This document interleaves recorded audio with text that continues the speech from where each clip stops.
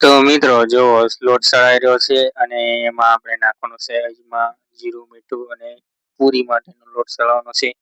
કેમ કે આજે આપણે બનાવવાની છે રસ અને પૂરી તો એની આપણે રેસીપી લાવ્યા છીએ મિત્રો ઘણા બધાની કમેન્ટ હતી કે એની રેસીપી લાવો તો એની રેસીપી લાવ્યા છે તો આવી કોમેન્ટ કરતા રહેજો તો જો મીઠું નાખ્યું સ્વાદ અનુસાર અજમા તમે જીરું પણ નાખી શકો છો અને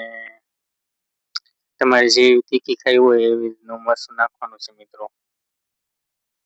તમે કોરું અથવા ખાંડેલું મરચું નાખી શકો ખાંડેલું એટલે કે લસણ અને મરચાંનો ખાંડીને પેસ્ટ બનાવો ને તે નાખવાનું છે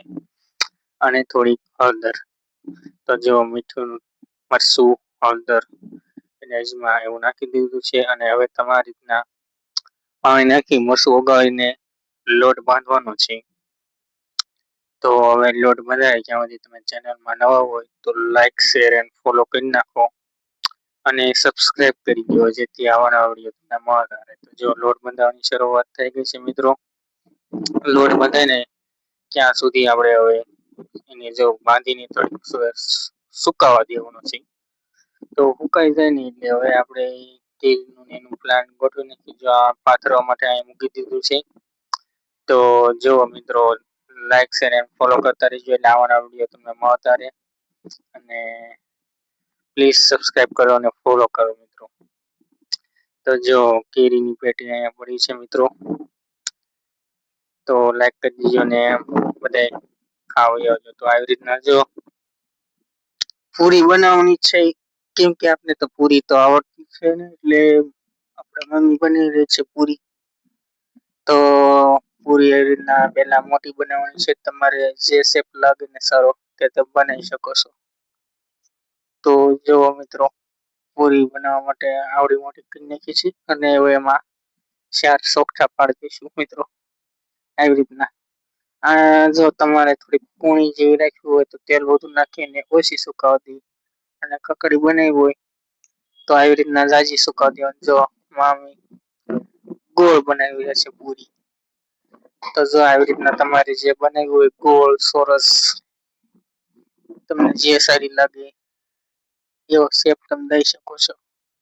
એમને પણ વણીને રોટલી ઘોડે નાની નાની તમે બનાવી શકો છો મિત્રો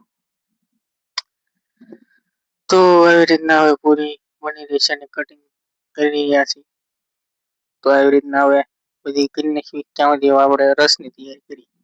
તો જો કેરીને આવી રીતના પેલા સાલા બધા ઉતારી નાખવાના છે મિત્રો સાલા ઉતારી અને એને પછી અંદરનું કટિંગ કરી નાખવાનું છે ઝીણું ઝીણું કેમ કે મિક્સરમાં મોટા કટિંગ તો થોડુંક કેવડાવે એટલે નાના નાના કટિંગ કરી નાખવાના છે અને કટિંગ થઈ જાય ને પછી તેને મિક્સરમાં કાઢવાનું છે તો સાઈલ પેલા કાઢી નાખી સાઈલ કાઢવાનું મશીનથી કાઢો અથવા કે સાકવેથી કાઢો તો પણ ચાલે મિત્રો તો જો આવી રીતના કટિંગ કરી નાખ્યું છે જો કટિંગ થઈ ગયું ને ત્યાં આપણે પૂરી તળવાનું થઈ ગયું છે શરૂ તો પૂરી ને એવું તળાયું છે તો આપણે હવે કેરીનું કરી નાખીએ તો કેરી કાપી નાખી છે તમે સ્વાદ અનુસાર મોરસ એમાં નાખી શકો છો મિત્રો તો મોરસ નાખી દીધી છે અને કેરી નાખી દીધી છે અને ખાસ થોડુંક પાણી નાખતા રહેજો એટલે છે ને થોડોક ઢીલો અને મસ્ત બનશે અને આ હકાવામાં હેઠે રહે તમને મિત્રો તો જો મશીન નવડા કહી રહ્યા છે એ શરૂ થઈ ગયું છે તો મશીન નાખતા જઈશ અને પાણી નાખતા જઈશે અને ઠંડો કરવા માટે તમે બરફના ટુકડા ઝીણા ઝીણા કરીને તો આપણો રસ બનીને તૈયાર છે તો ખાવા બતાવી તો આપણે રસ પૂરી ખાઈ લઈએ અને ચેનલમાં ના હોય તો સબસ્ક્રાઇબ કરી ઓર બેલ આઇકન દબાવજો જેથી આવવાના વિડીયો તમને મળતા રહે તો મળજો નવા વ્લોગમાં તબ તક કે लिए जय महाकाल मित्रों।